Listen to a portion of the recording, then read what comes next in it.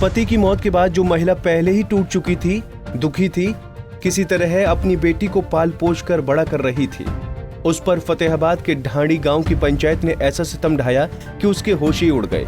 उसे गांव और अपनी ससुराल से निकाल दिया और फरमान सुना दिया कि अब वो अपनी जिंदगी के अगले 15 साल अपनी बेटी के बिना अपने मायके में गुजारेगी। ये भी नहीं सोचा कि वो अपनी बेटी के बिना कैसे जिएगी। अब जब मीडिया के जरिए ये बात हरियाणा महिला आयोग के कानों तक पहुंची कि आयोग की अध्यक्षता प्रतिभा सुमन महिला का हाल जानने उसके मायके पहुंच गई और जिला प्रशासन से अपील की कि ऐसा फरमान सुनाने वाली पंचायत को समन कर तलब कर लिया।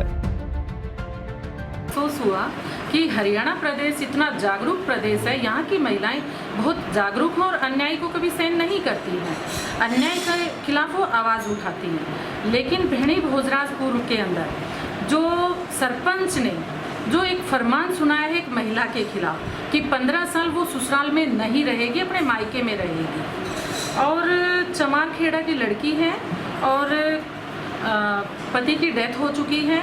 और मुझे अफसोस है कि बाला के साथ इस तरह का इंसिडेंट वहाँ की पंचायत ने, वहाँ की उनके परिवार वालों ने कि आप गांव के घर में ना रह करके अपने ही मायके में जा कर के रहेंगे।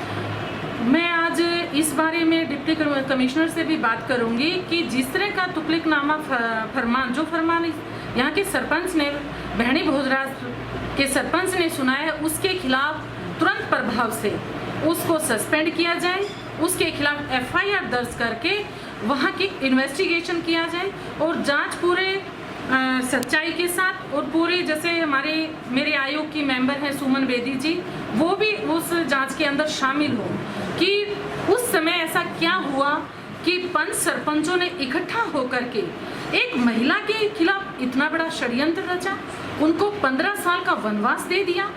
अरे इन लोगों को सोचना चाहिए था, भगवान राम ने भी 12 साल का वनवास लिया था, वनवास दिया गया, इस महिला को क्या किया, 15 साल का वनवास दे रही है। हैरानी की बात तो ये है कि महिला ने ना तो पंचायत का विरोध किया और ना ही ससुराल वालों का, और चुपचाप अपने घर चली गई।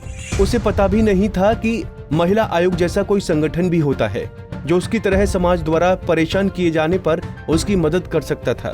लेकिन महिला आयोग के बीच बचाव के बाद वो ससुराल लौट आई। अब वो आयोग और मीडिया की तारीफ करते नहीं थक रही। आज महिला आयोग की टीम मेरे पास आई है, मैं उनका धन्यवाद करना चाहती हूँ। उन्होंने मेरी सारी व्यथा सुनी और मीडिया कर्मियों का भी धन्यवाद करना चाहती हूँ।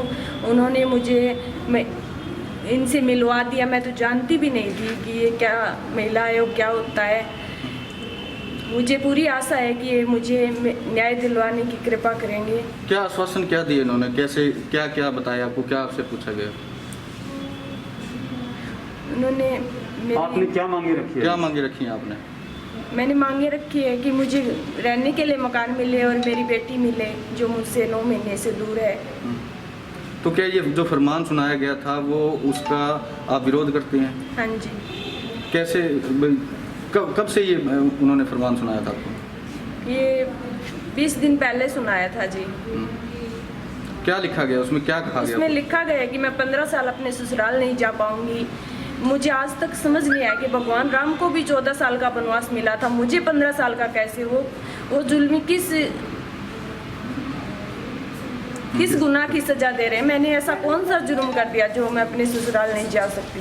बाला देवी ज्यादा कुछ नहीं चाहती, वो बस एक घर चाहती हैं जहां वो अपनी बेटी के साथ रह सकें। और 20 दिन पहले गांव की पंचायत ने जो फैसला सुनाया था उसे वापस लिया जाए।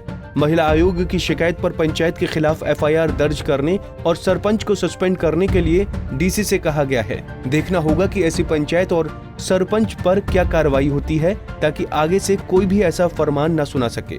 फतेहाबाद से रमेश भट्ट, पंजाब केसरी TV।